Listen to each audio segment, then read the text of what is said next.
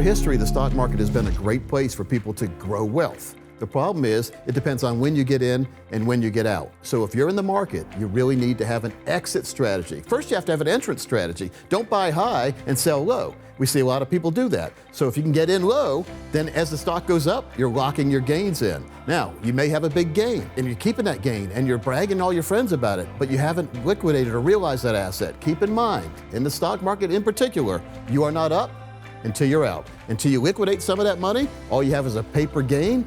Realize that gain, and then maximize your retirement with that.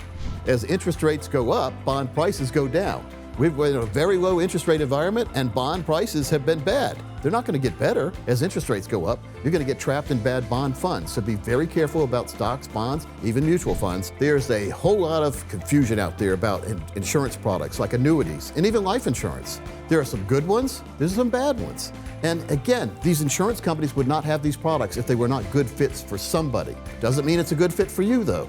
But if you're looking for a lifetime income you can't outlive, there's some annuity options that may make sense. I don't like variable annuities because you can lose your principal. The only annuities I like, secure your principal, make it guaranteed. They grow your money every year, they protect your growth, and then they give you lifetime income you can never outlive.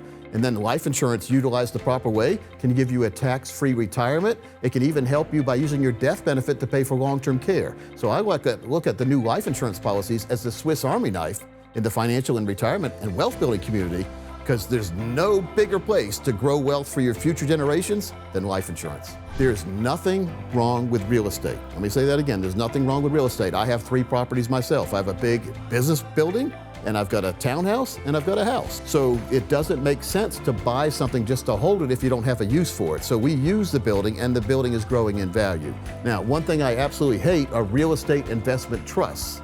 They're sold with fancy brochures to get you to pool your money to invest in big buildings and big businesses and lease holdings of real estate.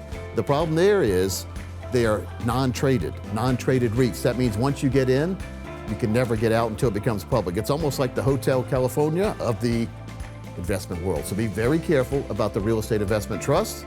Nothing wrong with real estate, but one thing I have against real estate is you have to pay real estate tax every single year. So you're paying to own your building.